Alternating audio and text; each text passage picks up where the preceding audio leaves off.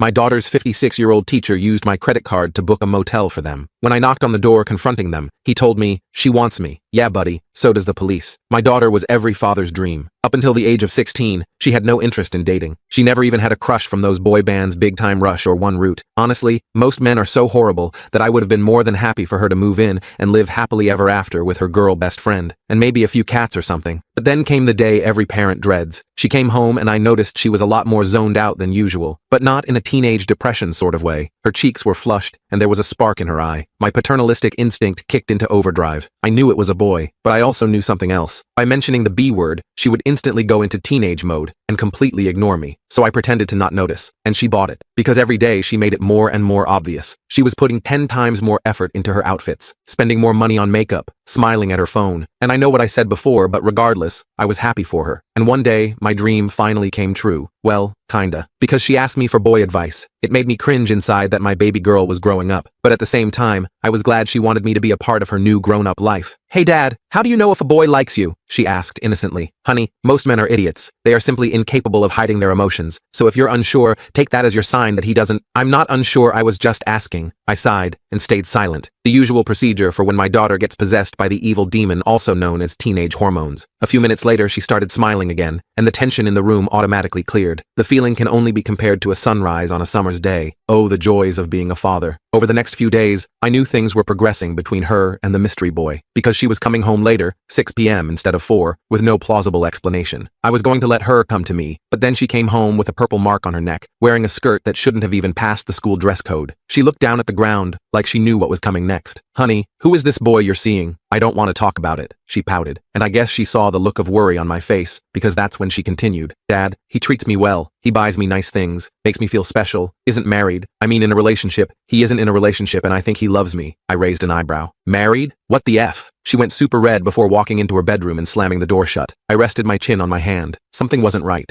I know 16-year-old boys, and I know they're broke as heck. Plus, my daughter usually prides herself on never making slip-ups while she talks. An awful gut feeling washed over me. I immediately shot up and walked over to the family iPad. You see, I noticed years ago that its camera roll was synced up to my daughter's. Obviously, I never told her this. Usually, when I click on it, I just see dozens of screenshots from Instagram or Snapchat messages involving trivial drama with her friend group, or the occasional flower crown selfie. But this time I saw something much darker, because sitting right there in the recent photos was her and her boyfriend. She was sitting on his lap. This would have been fine, except I recognized his face. It was Mr. Dalton, her English teacher. Suddenly, it all made sense. The extra smiles in the parent-teacher conferences, his constant praise of my daughter. In the parent group chat, they were recently talking about how we should get him a gift to celebrate his oncoming retirement. Bile rose in my throat. I wanted to grab her phone, find his address, and beat his A until his brain was minced meat on the sidewalk. But I knew this was a sensitive situation, and I didn't want my daughter to never trust me again. So instead, I walked to her bedroom and knocked on the door. When she said I could come in, I gently entered and sat on the other side of the bed. I was ready to take full advantage of her. "Darling, I just want you to know I support you no matter what. I hope you and your boyfriend are happy together, and let him know that I wish all the best for him." Her face lit up, just as planned. "Thank you, Dad. You're the best." She then gave me a huge hug and promised me she'd tell her boyfriend. As soon as I left her bedroom and shut the door, I almost collapsed. I was so disgusted, and putting on this front was culling me, but I knew it had to be done. And like clockwork, the next day, Mr. Dalton texted me. His message was very warm. "Good afternoon, sir. Just wanted to let you know Ava has been performing brilliantly in class this week, and I wanted to send you my utmost respect for how you raised her." We texted for a while, and I asked if he wanted to meet for dinner, and that sick scumbag agreed, not knowing it would be his last meal. I suggested Marcello's, an upscale Italian restaurant downtown, but before Friday arrived, I realized I needed help. This wasn't something I could handle alone, not if I wanted to protect Ava properly. My original plan of confronting him alone was too risky. What if I lost control? What if I ended up in jail, leaving Ava completely vulnerable? The school counselor, Melissa Winters, had always impressed me with her no-nonsense approach. She had a reputation for being fiercely protective of students while maintaining professional boundaries. Her office was tucked away in the east wing of the school, far from the English department. I arrived 15 minutes early for our appointment, rehearsing what I'd say while watching parents and students filter out of the building. When the hallway emptied, I slipped inside. The office was smaller than I expected, walls lined with degrees and colorful posters about mental health and resilience. "Mark, come in," Melissa said, closing the door behind me. Her office was warm, filled with plants and motivational posters about resilience and growth. "What's going on?" Her voice was calm, but direct, her eyes sharp behind tortoiseshell glasses. I inhaled deeply, the weight of my discovery making it hard to breathe. "This stays between us for now?" My voice sounded strange to my own ears. She nodded, her expression turning serious. "Of course." I pulled out my phone and placed it on her desk. "I need you to listen to something. All of it." I played the recording I'd made of my conversation with Ava about her boyfriend, followed by my text exchanges with Dalton. I'd spent the previous night compiling everything, organizing the evidence chronologically. For the next 45 minutes, Melissa sat perfectly still, her face growing increasingly pale. When it finally ended, she looked up at me with horror in her eyes. "How long has this been happening?" she whispered. "A few months, I think. Maybe longer." I ran my hands through my hair. "I can't go straight to the police. Ava would never forgive me, and Dalton's too smart. He'd twist everything." Melissa nodded slowly. "You're right to be cautious. Men like Dalton, they're manipulative. They plan escape routes. We need to build a case carefully, one that protects Ava above all else." "What do we do?" I leaned forward, desperate for direction. "First, we document everything. Dates, times, messages." She leaned forward. "And Mark? This has to be handled delicately. If Dalton suspects anything, he could destroy evidence or worse, convince Ava to run away with him." The thought made my blood run cold. I imagined Ava disappearing, leaving only a note behind. "I'll do whatever it takes. Let me make some discreet inquiries," she said. "There might be other students." She wrote something in her notebook. I hadn't even considered that possibility. The idea that Ava might be one of many made me feel simultaneously relieved. She wasn't singled out, and horrified. How many lives had this man damaged? "You think there are others? Predators rarely stop at one victim." She wrote something in her notebook. "Give me a week. Don't confront him. Act normal. That dinner you planned, keep it, but record everything." She tore a page from her notebook and slid it across the desk, a list of apps that could discreetly record conversations. Acting normal proved nearly impossible. Every night, Ava texted constantly, giggling at her phone. Every sound made me jump. Every time she left the house, I imagined the worst. 3 days after my meeting with Melissa, I noticed Ava's behavior shifting. She seemed more secretive, defensive. Her bedroom door stayed locked more often. She started taking her phone into the bathroom during showers, something she'd never done before. That night, I checked the synced photos again. My heart stopped. New pictures showed Ava in what looked like a hotel room, sitting on a bed. Nothing explicit, but clearly not a classroom. The generic artwork on the wall, the standardized lamp on the nightstand, unmistakably a hotel. She was smiling at the camera, wearing a dress I'd never seen before. Too mature, too expensive. I downloaded them immediately, adding them to my growing file. The images burned into my retinas, keeping me awake long into the night. The next morning, I received a text from Melissa. "Need to talk. Found something." The message arrived as I was pouring coffee, causing me to spill hot liquid across the counter. I met her during my lunch break at a coffee shop 3 miles from the school. Melissa was already there, a manila folder on the table beside her untouched latte. "I've been reviewing attendance records," she said quietly, sliding a folder toward me. The paper inside was a printout of Ava's attendance record, with certain periods highlighted in yellow. "Ava has missed her last period every Friday for the past 2 months. Dalton's planning period," I muttered, the pieces falling into place. She nodded. "And there's more. 3 years ago, there was an incident with another student. Nothing was proven, but the girl transferred schools suddenly." She pulled out another paper, an email exchange between administrators discussing a situation that had been handled discreetly. "Why wasn't he fired?" My voice rose slightly. "The family moved away. No formal complaint was filed." She sipped her coffee. "But I found the girl's best friend. She's a senior now. She remembers things." Hope flickered in my chest. "Will she talk?" "Not yet. She's scared." Melissa checked her watch. "Mark, we need more. Something concrete." That night, I slipped a small voice-activated recorder into the front pocket of Ava's backpack while she showered. The guilt was overwhelming, but I kept thinking of those hotel room photos. The next day was Friday, the day of my planned dinner with Dalton. I called in sick to work and waited until Ava came home at 6:30 p.m. She breezed through the door, cheeks flushed, hair slightly disheveled. "Dad, I thought you had that dinner thing tonight." She dropped her backpack by the door. "Canceled," I said, trying to sound casual. "Wasn't feeling well." I pretended to cough for effect. "Oh, was that relief in her voice? Well, I'm going to shower and then study in my room." As soon as she went to her room, I retrieved the recorder from her bag and locked myself in my home office. My hands trembled as I connected it to my computer, downloading the audio files. The first few were mundane, classroom discussions, hallway chatter. Then Dalton's voice came through clearly. "You know I'd never hurt you, right? People wouldn't understand what we have. They'd try to keep us apart." His tone was soft, persuasive, with an underlying urgency that made my skin crawl. "My dad likes you," Ava replied, her voice carrying that same dreamy quality I'd noticed weeks ago. A chuckle. "Your father sees what I want him to see. Men like us understand each other." "What do you mean?" Confusion tinged her question. "Nothing, sweetheart. Just that your father and I are both men of the world. Now, did you finish that college application essay? Berkeley would be perfect for you. Close enough for us to see each other regularly." The calculated manipulation was unmistakable. My hands shook as I continued listening. For an hour, Dalton alternated between discussing literature and making subtle comments about their special connection. He quoted poetry to her, Neruda and Byron, twisting beautiful words into grooming tools. "I got you something," his voice said near the end of the recording. "Open it." There was rustling. the sound of paper being unwrapped. Ava gasped. It's beautiful, but it looks expensive. Nothing's too expensive for you. Just don't wear it around your father yet. Our little secret. I stopped the recording, feeling sick. He was buying her jewelry now, marking his territory. I copied the files to a secure drive, then texted Melissa. Got audio, clear evidence of grooming. I texted Dalton to cancel our dinner, claiming a work emergency. I couldn't trust myself to sit across from him without doing something I'd regret. That weekend, Ava grew increasingly moody. Sunday night, I heard her crying, but when I knocked, she told me to go away. Monday morning, Melissa texted again. Principal's office, 4 p.m. Bring everything. The message sent a jolt of adrenaline through me. This was it, the moment we'd start the official process of stopping Dalton. I spent the day organizing all my evidence, the recordings, photos, attendance records. I created a timeline, noting every suspicious interaction, every unexplained absence. At 3:30, I headed to the school. The parking lot was half empty, most students already gone for the day. I was so focused I almost didn't notice Ava standing by the main entrance, arguing with a girl I recognized as Skylar Williams, her lab partner. You don't know what you're talking about, Ava hissed, her face flushed with anger. I know exactly what I'm talking about, Skylar replied. He did the same thing to my cousin before she transferred. Ask her about the bracelet he gave her. She reached for Ava's wrist, where I could now see a silver bracelet glinting in the afternoon sun. My heart stopped. I ducked behind the car, watching as Ava stormed off toward the English wing. Her shoulders were hunched, head down as she pushed through the double doors. This was bad. If she confronted Dalton now, everything could fall apart. I texted Melissa. Emergency. Ava heading to Dalton's room. Might confront him. Her response was immediate. On my way. Stall her if you can. I rushed into the building, trying to look casual. When I turned the corner to the English department, I saw Ava disappearing into Dalton's classroom. Through the small window in the door, I could see them arguing. Dalton's face was tight with anger, his usual composed demeanor cracking. He grabbed Ava's arm, and something in me snapped. I burst through the door. Take your hands off my daughter. They both froze. Dalton recovered first, releasing Ava and stepping back with a practiced smile. Mark, what a surprise. Ava and I were just discussing her essay. Dad, what are you doing here? Ava looked mortified, her cheeks flushing with embarrassment. I came to see Principal Harrison, I said, never taking my eyes off Dalton. Ava, we need to go. No, she stepped away from me. You don't understand. Skylar's saying horrible things about Mr. Dalton. Lies. Dalton's smile never wavered, but his eyes hardened. Teenage gossip, I'm afraid. Happens to many teachers. Ava, please, I said, reaching for her hand. We need to talk. Privately. There's nothing to talk about. Her voice rose. You said you supported us. Perhaps this isn't the best time. Dalton interjected smoothly. Ava, why don't you head home? Your father and I can discuss this like adults. Before I could respond, Melissa appeared in the doorway with Principal Harrison behind her. Harrison was a tall man with a military bearing, his expression grave. Mr. Dalton, Harrison said, his voice stern. My office. Now. Dalton's facade cracked slightly. What's this about? A serious matter requiring immediate attention, Harrison replied. Ms. Winters, please escort Ava to your office. I'm not going anywhere, Ava shouted, tears streaming down her face. Dad, what did you do? What I had to do to protect you, my voice caught. I don't need protection from him, she turned to Dalton. Tell them it's real. Dalton's expression changed, calculating. Ava, calm down. This is clearly a misunderstanding. Mr. Jenkins, Harrison said quietly, perhaps you should join your daughter and Ms. Winters. I nodded, watching as 2 security guards appeared behind Harrison. Dalton noticed them too, his confident smile faltering. This is ridiculous, he said. Based on what? The word of a jealous teenager? We have evidence, Harrison replied. Substantial evidence. He nodded to the security guards who moved closer to Dalton. The next hour was the hardest of my life. In Melissa's office, Ava alternated between screaming at me and sobbing uncontrollably. She called me a liar, a traitor, swore she'd never forgive me. He loves me, she cried. You ruined everything. Melissa tried to intervene. Ava, I know this is difficult, but there are things you don't understand. What don't I understand? That my dad pretended to support me while going behind my back? That Mr. Dalton has done this before, Melissa said gently. That stopped Ava cold. What? 3 years ago with another student. She transferred schools afterward. You're lying, Ava whispered, but I could see doubt creeping into her eyes. Skylar's cousin, I said quietly. That's who she was talking about, wasn't it? Ava stared at the floor. She said he gave her a bracelet too. My heart sank. What bracelet, Ava? Slowly, she pulled up her sleeve, revealing a silver bracelet with a small sapphire charm. He said it matched my eyes. Melissa made a note. May I see it? As Ava reluctantly removed the bracelet, Harrison entered the office, his face grim. Mr. Dalton has been escorted off campus and placed on administrative leave pending investigation. The board has been notified, as has our legal team. What about the police? I asked. Harrison sighed. That's complicated. Without Ava's cooperation, he glanced at my daughter. I'm not talking to the police, Ava interjected. This is insane. You're all treating me like a child. You are a child, I said firmly. You're 16. I'm old enough to know what I want. Harrison suggested we all take the night to cool down. As we left the school, Ava walked 10 paces ahead of me, refusing to acknowledge my existence. That night, she locked herself in her room. I sat outside her door, listening to her cry until she fell asleep around midnight. The next morning, Ava's phone buzzed repeatedly. When she didn't emerge for breakfast, I checked her room and found it empty, window open. My heart nearly stopped. The curtains fluttered in the morning breeze, a hastily scrawled note on her pillow. You can't stop us. I called her phone, straight to voicemail. voicemail. I texted Melissa in a panic. Ava's gone. Think she's with Dalton. Her response was immediate. Calling Harrison. Check credit cards for hotel charges. I logged into my bank account and saw it. A charge from the Bayview Inn on the edge of town, just 20 minutes earlier. I remembered Ava once mentioning she'd used my credit card to order pizza for them. He must have saved the information. I grabbed my keys and raced to the hotel,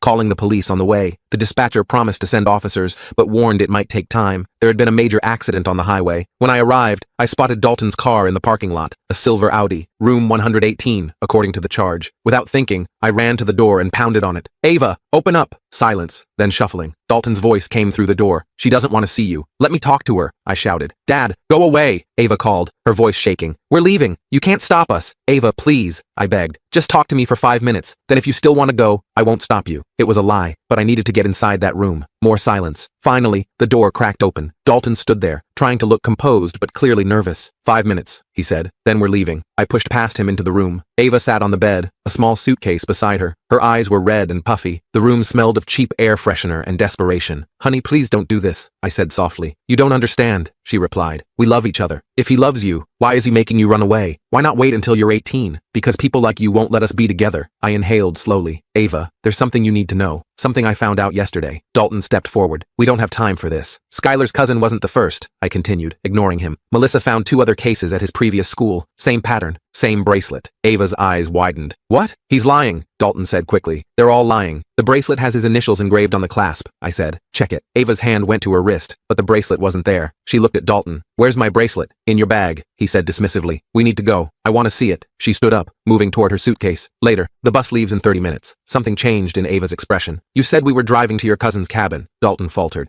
We discussed both options. No, we didn't. She stood up slowly. You said your cousin has a cabin in Oregon where we could stay until things blew over. Plans change, he snapped, his mask slipping. Now grab your bag. I stepped between them. She's not going anywhere with you. Dalton's face darkened. This doesn't concern you anymore. Ava, tell your father you're coming with me. But Ava was staring at him, really seeing him perhaps for the first time. You lied about the cabin. It's a minor detail. What else did you lie about? She turned to me. Dad, what did you mean about other cases? Before I could answer, sirens wailed in the distance. Dalton's expression turned desperate. We need to go now, he growled, grabbing Ava's arm roughly. She winced, trying to pull away. You're hurting me. Let her go, I warned, stepping closer. Or what? He sneered. You'll stop me? She's coming with me, and you're going to let us walk out that door. I looked him straight in the eyes. The police are already here. It's over, Dalton. As if on cue, there was a sharp knock at the door. Police, open up! What happened next seemed to unfold in slow motion. Dalton released Ava and lunged for his jacket. I saw the glint of metal and realized with horror he had a GN. Nobody moves, he shouted, pointing it at me. Ava, get your bag. We're going out the back. Ava stood frozen, her face pale with shock. You have a gun? Just for protection, he said, his voice suddenly gentle again. Come on, sweetheart. We need to go. The police knocked again, more forcefully. Open the door now. Dalton grabbed Ava's arm with his free hand. Move! Something snapped in me. I lunged forward, tackling him just as the police broke down the door. The GN went flying as we crashed to the floor. I heard Ava scream, officers shouting commands. Officers swarmed in, pulling me off him and pinning Dalton face down. One officer secured the gun, while another handcuffed Dalton. Ava stood against the wall, shaking violently. I rushed to her, wrapping my arms around her as she collapsed against me. I'm sorry, she sobbed. I'm so sorry. I thought he loved me. It's okay, I whispered, holding her tight. It's over now. You're safe. As the police led Dalton away in handcuffs, he locked eyes with me one last time. The mask was completely gone, revealing the predator beneath. Cold, calculating eyes stared back at me. At the police station, everything happened in a blur. Statements were taken, charges filed, possession of an unregistered firearm, attempted kidnapping, sexual exploitation of a minor. Ava was quiet on the drive home, staring out the window. When we arrived, she finally spoke. How did you know? About the hotel? He used my credit card, I explained. Must have gotten the information from your phone. She nodded slowly. I gave him your card number once, to order pizza. Her voice broke. I was so stupid. No, I said firmly. You weren't stupid. He was manipulative. That's what predators do. They're experts at making you trust them. That night, Ava asked if she could sleep in my room, like she used to do during thunderstorms when she was little. I made her a pallet on the floor next to my bed. As I turned out the light, her small voice came through the darkness. Dad, I don't hate you. I'm sorry I said that. I reached down and squeezed her hand. I know, sweetheart. How can I ever trust myself again? She whispered. I thought what we had was real. It will take time, I said gently, but you'll learn to trust yourself again. And until then, I'm right here. In the days that followed, the full extent of Dalton's predatory behavior came to light. 2 former students came forward with similar stories. The bracelet, it turned out, was his signature, identical to the ones he'd given his previous victims. Ava agreed to speak with a specialized counselor, though she refused to testify in court. The other evidence, the recordings, the hotel incident, the GN, was enough to ensure Dalton would face serious consequences. 2 weeks after the hotel incident, the district attorney called. They had enough evidence to proceed without Ava's testimony, but her statement would strengthen their position. The preliminary hearing is next month, the DA explained. Dalton's lawyer is already floating a plea deal. What kind of deal? I asked. 10 years? Possibility of parole after 7? We're pushing for more. That night, I broached the subject gently. We were eating dinner, pasta I'd made from scratch. The DA called today. I kept my tone casual. Ava stiffened. I don't want to testify. Nobody's asking you to, I assured her. They have enough without your statement. She relaxed slightly. Good. But, I continued carefully, if you did want to make a statement, it could help ensure he gets a longer sentence. She was quiet for a long moment. How long would he get without my statement? Maybe 10 years. Out in 7 with good behavior. Her spoon clattered against the bowl. 7 years? That's it? I'll be 23 when he gets out. The next day, Melissa texted me. Skylar's cousin Jade wants to talk to Ava. Might help. Your call. I showed Ava the message. To my surprise, she immediately said yes. We met Jade at a quiet coffee shop downtown. She was 19 now, a college sophomore with bright blue hair and kind eyes. They sat in a corner booth while I waited at the counter, close enough to watch but far enough to give them privacy. On the drive home, Ava was quiet until we hit the highway. Jade said the same things, she finally murmured, about being special, understanding him like no one else could. I kept my eyes on the road, letting her continue. He told her they'd go to Paris after she graduated. He had it all planned out. She turned to look out the window. He told me we'd go to Greece. My hands tightened on the steering wheel. I'm sorry, sweetheart. No, I'm glad I know. She inhaled deeply. I want to write that statement. That night, Ava sat at the kitchen table with a legal pad, writing and crossing out lines for hours. Around midnight, she pushed the pad toward me. Can you read it? Tell me if it's okay? I sat down and began to read. Her words were raw, powerful, and heartbreakingly honest. She described how Dalton had gradually isolated her, made her feel special, while simultaneously making her doubt herself. This is more than okay, I said when I finished. This is brave. She nodded, taking the pad back. I want to read it myself. In court. I want him to hear it from me. The day before the hearing, I found her in the backyard, sitting under the old oak tree where she used to play as a child. Having second thoughts? I asked, sitting beside her. A million of them. She plucked at the grass. But I keep thinking about what you did, how you knew something was wrong and didn't ignore it, even when it would have been easier. I winced, remembering the invasion of privacy. I'm not sure I handled everything right. You protected me, she said simply. Now I need to protect myself, and maybe others too. The courthouse was intimidating, all marble and echoing hallways. Ava wore a simple blue dress and clutched her statement in trembling hands. When Ava was called to speak, she walked to the podium with her head high. Her voice shook at first, but grew stronger with each word. She didn't look at Dalton until the very end. You made me believe I was special, she said, finally meeting his gaze. But now I know the truth. You're the one who isn't special. You're just another predator who couldn't succeed with women your own age. Dalton's face remained impassive, but I saw his jaw tighten. When Ava returned to her seat, I squeezed her hand, unable to speak through the lump in my throat. The judge denied the plea deal. The case would go to trial, where Dalton would face additional charges based on evidence found on his devices. The DA was confident he'd get 20 years minimum. The trial was scheduled for 6 months later. Life began to find a new rhythm. Ava transferred to a different school for her junior year. She joined the debate team and discovered a talent for persuasive speaking that surprised us both. One evening in late October,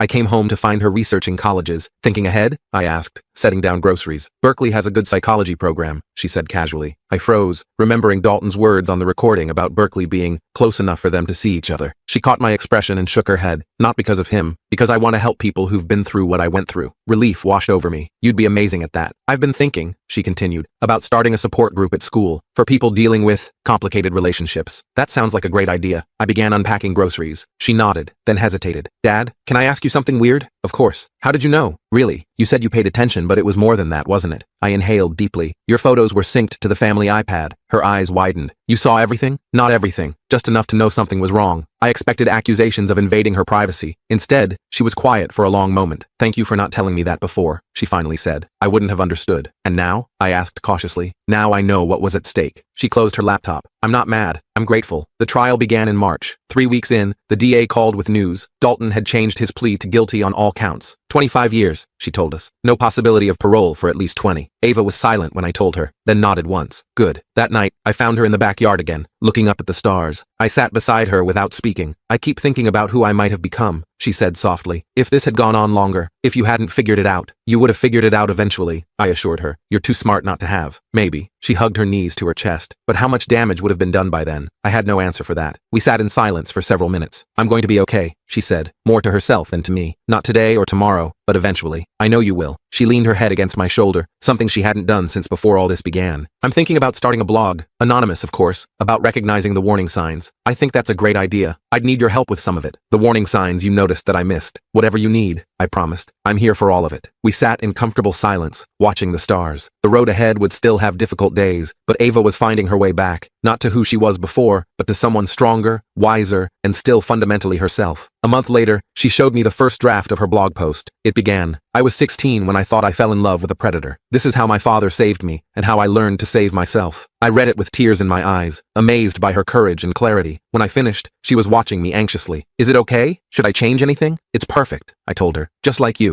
She rolled her eyes, but smiled, a real smile that reached her eyes. "Nobody's perfect, Dad." "True," I agreed, "but you're pretty close. Sometimes love isn't enough to keep our children safe, but love combined with vigilance, courage, and the willingness to act, even when it's difficult, just might be."